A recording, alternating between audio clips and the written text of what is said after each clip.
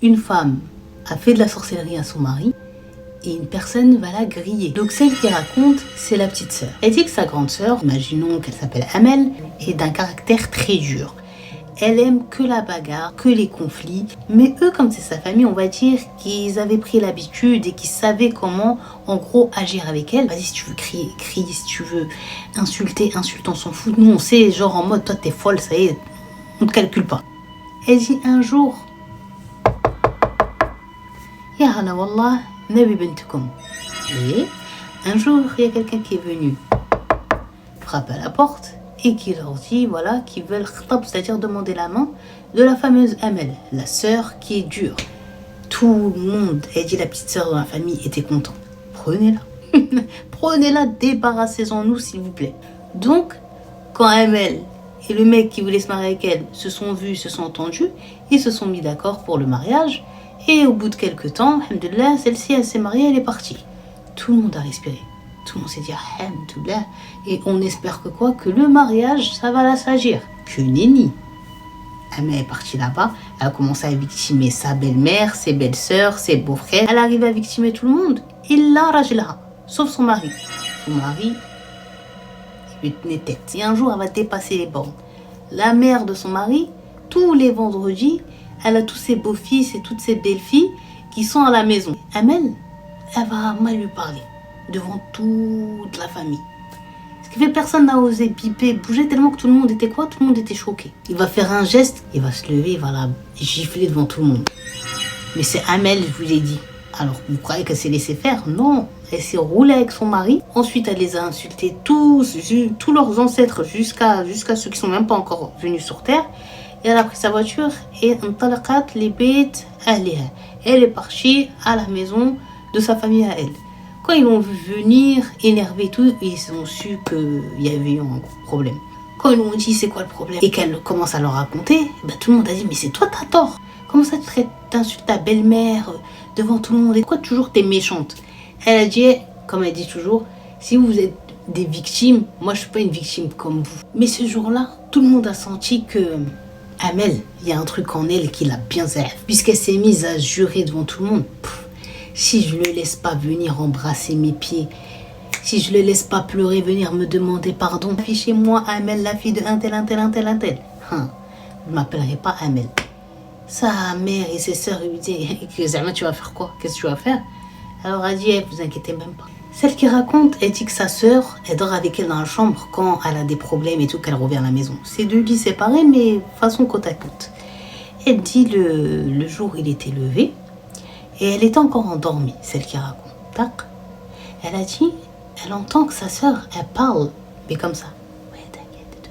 Elle chuchote jamais. Donc là, elle dit, moi je fais mine encore d'être endormie, mais je suis consciente. Donc je commence à entendre sa conversation avec ma grande sœur. Et à un moment donné, elle va dire, oui, j'ai l'argent.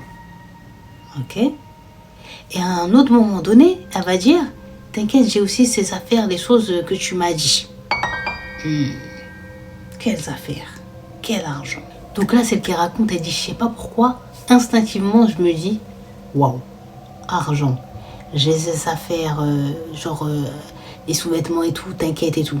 C'est sûr qu'elle va lui faire qu'elle va lui faire de la sorcellerie. Bref, là, sa sœur, elle raccroche le téléphone avec la personne avec qui elle parlait et elle se lève, elle va dans la salle de bain. Elle dit, bim, directement, je me lève et je descends en 4e vitesse à la cuisine. Je trouve ma mère qui était en train de préparer le petit déjeuner. Je lui dis, écoute-moi bien. Aujourd'hui, si elle veut sortir, tu lui dis, tu sors à condition que ta sœur, elle t'accompagne. Parlons de celle qui nous raconte. La mère va dire, je dois chauffer, genre, mais pourquoi et tout, il y a quoi, il y a un problème? Elle lui dit juste, dis-lui ça. Sauf qu'elle dit, cette journée, elle n'est pas sortie. Elle a fait que de la surveiller et est venue le maghrib, c'est-à-dire le moment du coucher du soleil, elle était toujours à la maison. Donc celle qui raconte, elle dit instinctivement, je me dis, alhamdoulilah, Dieu peut-être il lui a fait revenir les neurones en place. Elle s'est dit, jamais je vais faire ça, haram et tout. La nuit est venue, ils ont dormi. Le matin, sa mère, elle vient réveiller celle qui raconte. S'il te plaît, lève-toi, viens m'aider à faire le petit déjeuner, à préparer. Ta sœur, elle est pas là. Et comment ça, elle est pas là? Elle a dit, je regarde du côté de son lit, il était vide. Sa mère a dit, je sais même pas, elle est partie où? Elle m'a même pas dit. Je me suis levée, elle était pas là. Waouh! Celle qui raconte, son cœur, il a commencé abattre. Directement, elle a commencé à se dire, imagine, elle est partie au final. C'est la personne, genre, pour faire de la sorcellerie à son mari. Et celle qui raconte, elle dit tout de suite à sa mère, tu prends ton téléphone, tu l'appelles. Pourquoi, il y a quoi, il y a un problème? Elle dit juste, appelle-la. Et ils appellent. Amel, elle décroche. Et je fais, genre, oui, à quoi? Sa mère, elle dit, mais t'es où? Tu nous as pas dit, tu m'as pas dit, t'es sorti comme ça, patati, patata. Et je dis, t'inquiète pas, j'avais un meshwar, genre, j'avais un truc à faire, t'inquiète pas, là, je suis proche de la maison, j'arrive. Direct, elle dit, elle et sa mère, ils descendent donc au salon pour attendre comme ça devant la porte que Amel elle rentre. Quand Amel elle rentre, elle dit directement, je me lève, je vais, et je lui dis, ouais, t'étais où? Là, sa sœur, elle a regardé, genre en mode, c'est qui la grande déjà, et pourquoi tu me poses la question comme ça? Elle lui a dit, bref, je suis partie refaire ma carte d'identité parce que je l'avais égarée. Donc là, elle dit, je savais pas si je devais la croire, pas la croire, parce qu'elle a sorti ça tellement, elle a pas cherché le mensonge, que ça paraissait vrai. Elle s'est dit, bah, peut-être que c'est vrai. Donc directement, elle s'en va avec sa mère, celle qui raconte, pour préparer le repas.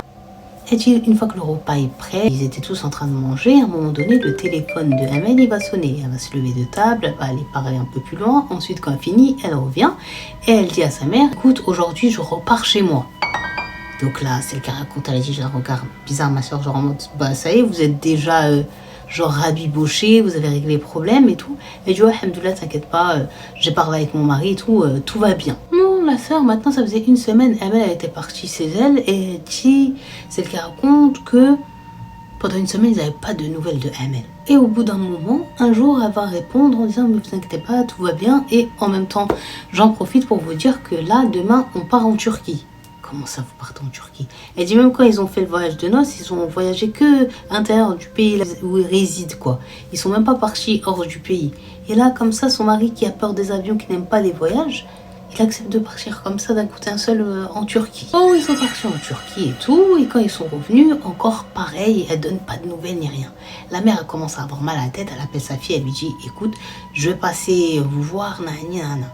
Elle a dit, ouais, hayakallah, genre en gros, bienvenue, viens même avec les filles, genre les sœurs, il n'y a pas de problème. Quand ils sont arrivés là-bas, d'habitude le beau-frère, qu'il soit dans son mekteb, c'est-à-dire son bureau, ou bien sa chambre, il sort, il les salue. Sauf que là, c'était la première fois qu'il n'est pas venu leur dire bonjour. Donc là, la mère, elle est un peu inquiète, elle dit à sa fille, il est où ton mari? Elle dit, normalement, je crois qu'il est dans son bureau. Elle dit, attends, bah, c'est moi, je vais aller le voir et le saluer. Donc la mère, elle part de la fille, elle va voir son beau-fils, elle dit quand elle le voit, elle ne le reconnaît pas. Il avait fondu, des cernes, il n'était pas bien, ça se voit qu'il est vachement fatigué. Et donc la belle-mère, elle s'inquiète tout de suite parce que ça reste une mère. Elle lui dit, mais ça va mon fils, qu'est-ce qui t'arrive, qu'est-ce que t'as? Pourquoi t'es comme ça? Pourquoi t'es dans cet état? Il lui dit, mais attends, je sais pas, je me sens mal, je me sens fatiguée, j'arrive pas à dormir, je me sens faible, je sais pas ce qui m'arrive. Elle lui dit, la mère, bah, si tu te sens mal à ce point, il ne faut pas rester comme ça. Il faut partir voir le médecin, partir aux urgences, pas rester dans cet état-là. Il dit, j'ai même pas la force genre d'y aller. Wow, la mère, elle revient au salon, elle dit à sa fille, Amel, mais t'es malade, ton mari, il est dans cet état-là et tu le laisses comme ça. Qu'est-ce qu'il a? C'est grave, il a jamais été comme ça. Donc là, Amel, elle a dit à sa mère, maman, il est juste fatigué avec les vacances, le voyage, il n'avait pas l'habitude et tout, c'est normal, c'est rien, arrête de t'inquiéter de te faire du mouron. Elle lui dit, écoute, je te jure que je ressens, ça se voit, Miskin qui fait pas du cinéma, ou que c'est du exprès, il est vraiment pas bien, il est vraiment malade. T'inquiète pas, c'est moi, je connais mon mari en gros. Sauf qu'elle dit 20 minutes, ils sont en train de manger, de boire et de discuter de tout et rien. Ils vont entendre du bureau du mari un hurlement, mais qui sort du cœur, qui les a fait vraiment toutes paniquées. Ils courent tous direction le bureau du mari. Quand ils arrivent, ils le trouvent effondré, en train de crier, de pleurer, de tenir sa tête comme ça et de dire genre en mode ma tête, j'ai ma tête, j'ai ma tête. Il était vraiment pas bien. Donc la mère, elle se tourne vers sa fille, elle lui dit, t'as vu, je t'avais dit, tu me dis, je te dis n'importe quoi, mais ton mari, il est vraiment pas bien. C'est pas du cinéma, il faut vraiment que je le ramène à l'hôpital. Elle lui dit, maman, c'est la deuxième fois qu'il fait ça, c'est juste à cause du décalage horaire, c'est juste à cause de ci, de ça. Attends, tu vas voir, tout de suite, il va aller mieux. Elle sort, elle ramène comme de l'aspirine, eux, ils appellent ça Panadol. Elle lui met dans l'eau, elle lui tend, il boit, et dit, tu vas voir qu'après, il va se calmer tout de suite comme s'il avait rien du tout. La mère, elle lui dit non, elle regarde son beau-fils, elle lui dit, écoute, tu veux que j'appelle mon fils comme ça, il te ramène à l'hôpital?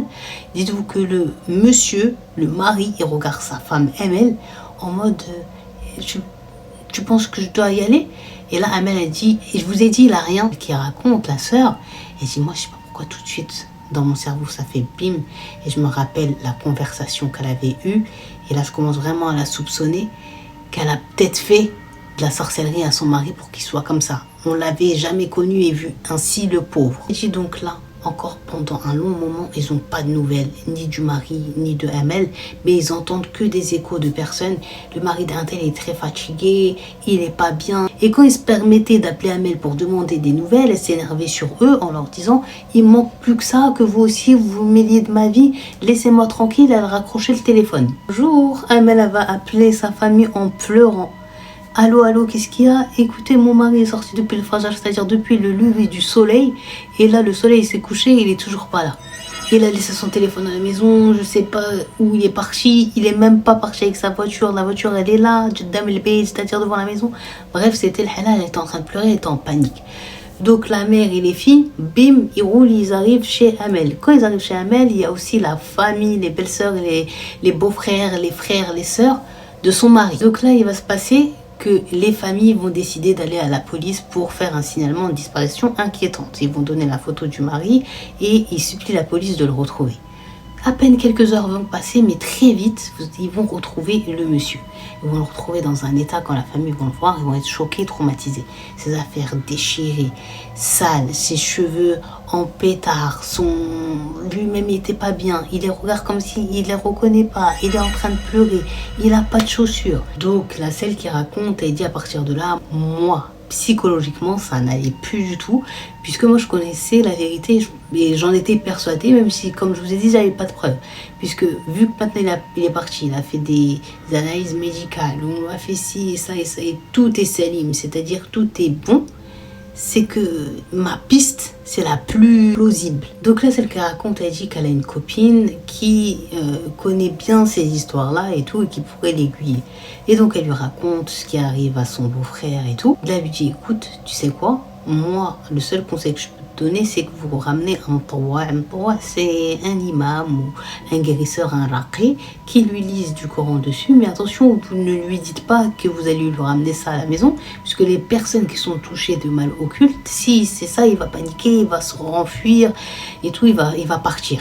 Faites ça, mais ramenez la personne comme ça, sans prévenir. Comment dire ça sans éveiller les soupçons, surtout envers ma sœur et tout. Donc elle a dit, je suis restée à réfléchir et j'ai eu une idée.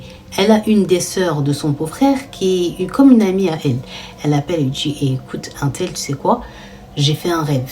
La sœur de son beau-frère, elle lui dit, quel rêve? Elle lui dit, écoute, j'ai rêvé que ton frère, on lui a fait un ML, c'est-à-dire qu'on lui a fait une sorcellerie. Il faut que vous lui rameniez un imam à la maison ou un shir, mais attention, vous ne dites pas à ma sœur. Vous faites ça discrètement chez vous et vous ne dites même pas à votre frère que vous allez ramener un imam. Il faut que l'imam, bim, il apparaisse devant lui comme ça vous allez voir. Là, la sœur de son mari, elle lui dit, mais pourquoi tu veux pas que ta sœur elle soit au courant? Elle lui dit, parce que ma sœur, elle a peur de ça. Fais comme je t'ai dit. Parce qu'elle savait, celle qui raconte, que sa sœur, si elle sait ça, elle va tout faire pour que l'imam ne vienne pas, parce que ça veut dire que ça va détruire le travail qu'elle a fait à l'encontre de son mari. Là, elle dit que la sœur avec qui elle avait parlé, ramener un imam à votre frère, elle la rappelle en lui disant, en pleurant, écoute mon frère, t'avais raison, il a bel et bien une sorcellerie, et l'imam nous a dit, il a une sorcellerie grave, et que ça va durer longtemps avant de le soigner totalement. En gros, on n'est pas sorti de l'auberge. Et elle est en train de pleurer. Elle dit derrière, j'entendais la voix de mon beau-frère qui criait, l'imam qui récitait. Bref, j'avais trop mal au cœur et j'étais choquée. Parce que j'avais la preuve, maintenant A plus B, que ma sœur, ma grande sœur, qu'on est sorti du même ventre, elle lui a fait de la sorcellerie. Donc, à peine elle raccroche avec la sœur de son beau-frère, qu'elle appelle sa sœur à elle, la Amel. Elle lui dit, écoute, tu bouges pas de la maison, j'arrive. Amel lui dit, non, j'ai des trucs à faire et tout, je dois sortir. Elle lui dit, non, je t'ai dit, tu bouges pas, j'arrive tout de suite. Et elle raccroche. Donc là, elle a dit, dès qu'elle est arrivée chez sa sœur, elle n'a même pas blagué avec elle. Elle a commencé à lui crier dessus. Elle lui dit, hey, tu sais quoi, ton mari, là, à l'heure actuelle où je te parle, il y a un imam. On a découvert qu'il a de la sorcellerie. Il est en train de se faire soigner. Mais le pire dans ça, c'est même pas ça. C'est que je sais que c'est toi qui as fait ça à ton mari. Donc là, Amel a commencé à crier n'importe quoi. Qu'est-ce que tu es en train de dire? À pleurer et tout. Elle m'a dit, écoute, arrête ton cinéma. Le jour un tel, Quand je me suis levée, je t'ai entendu de mes propres oreilles. Tu as dit à une, je sais pas c'est qui de tes copines, écoute, t'inquiète, j'ai l'argent et j'ai ses sous-vêtements, j'ai ses affaires. Et j'avais compris tout de suite que tu allais lui faire de la sorcellerie. Mais comme tu as dit que tu étais partie faire des papiers, je ne sais quoi et tout, je me suis dit, ça y est, elle n'est pas partie faire ça, Dieu merci, elle a ouvert les yeux avant de faire une dinguerie. Sauf que non, tu l'as fait. Et assume et dis la vérité. Quand elle est restée à pressionner sa sœur, elle a fini par lui avouer que c'était vrai. Que si son mari il était comme ça en train de devenir fou, malade, pas bien, c'était à cause d'elle et qu'elle lui a fait une sorcellerie ultra grave et puissante. Aujourd'hui, là, tu vas ouvrir la sorcellerie que tu as fait à ton mari. Sinon, Oqsim Billah, elle lui jure par Dieu que je vais t'afficher. Non pas auprès que de notre famille, mais aussi devant toute la famille de ton mari. Allez, mets tes baskets là, tout de suite, on va aller chez la personne qui t'a fait ça, lui dit non, moi j'ai peur d'aller là-bas et tout. Vas-y, viens juste, on les appelle. Elle appelle avec sa sœur et tout. Et la personne, donc elle a le sorcier, elle lui dit voilà, je vais ouvrir ça et je regrette et tout ça. Il fait un silence, il lui dit ok, attends, je te rappelle. Au bout de 15 minutes comme ça, il l'appelle, il lui dit écoute, pour ouvrir la sorcellerie, c'est chaud parce que c'était pas fait un travail genre en mode comme ça, excusez-moi l'expression de merde, c'était un truc trop grave. Donc moi, je vais avoir des répercussions avec les choses occultes. Bref, si tu veux que j'ouvre ça, au moins il me faut une compensation, à savoir de l'argent. On va dire en gros, tu vas me donner comme ça 7000 euros. Ah, mais elle dit maintenant comment je vais faire? Moi, j'ai pas cette somme-là. Elle lui dit écoute, c'est dit, tu vas l'ouvrir aujourd'hui, donc réfléchis avec toi-même, trouve une solution pour l'argent. Elle dit comment tu veux que je fasse? Elle lui dit t'as du deheb, non? Genre en gros, t'as tes bijoux, t'as de l'or. Elle lui dit non. Tout sauf mon or. Elle lui dit écoute, tu vas aller monter tout de suite, tu vas aller chercher ton or, on va aller au marché, au souk d'or là, et tu vas tout vendre. Donc là, elle lui a dit tout de suite, elle est partie, sa sœur, Amel, elle est partie chercher dans son coffre tous les bijoux, l'or qu'elle avait, elle a donné à sa sœur. Sa sœur lui a dit toi reste à la maison, elle est partie au souk, ramener autour comme ça des 5000, il lui manquait encore 2000. Dites-vous que la sœur qui raconte, elle est partie dans son propre compte, elle a pris de l'argent et elle a sorti les 2000 manquants. Elle lui a dit voilà, tiens l'argent et oublie pas que tu devras me rembourser. Demain, cette histoire, elle est finie. Ton mari redevient lui-même. Elle lui a dit t'inquiète pas. Elle avait appelé Amel, la fille, la copine qui est partie avec elle. Ils se sont mis d'accord pour aller chez le sorcier. Qu'ils sont partis chez lui, il était énervé et tout ça. Bref, il a pris quand même l'argent. Il leur a dit au Maghreb, au coucher du soleil, l'homme il va redevenir comme il était, comme si il avait jamais rien eu. Donc le lendemain, celle qui racontait dit j'ai appelé ma soeur Amel, alors c'est bon, c'est ouvert, c'est bon, c'est réglé. Elle lui dit non encore, il dort depuis la veille qu'ils l'ont ramené, il a pas ouvert les yeux et tout ça. Au Maghreb, elle dit mon téléphone il sonne. Ma soeur a pleuré, elle dit il a ouvert les yeux, il se rappelle de rien, il va mieux. Donc l'homme, le pauvre, il n'avait plus aucun souvenir, il s'est senti mieux, soulagé. Il savait pas tout ce qui s'est passé et tout. Elle qui raconte, elle a dit à sa sœur, la prochaine fois de ta vie, où je ressens que, je sais, et cette fois-ci, elle lui dit, Wallah, je t'épargnerai pas, je t'afficherai devant tout le monde. La sœur, elle lui a fait la promesse que plus jamais elle allait rentrer dans ce monde-là et qu'elle allait s'atteler toute sa vie à ce que Dieu lui pardonne le fait qu'elle est partie chez ce sorcier pour détruire son mari. Donc dites-moi ce que vous pensez de cette histoire et si vous auriez été celle qui raconte la petite sœur, vous auriez affiché votre grande sœur ou vous l'auriez aidée comme elle l'a aidée.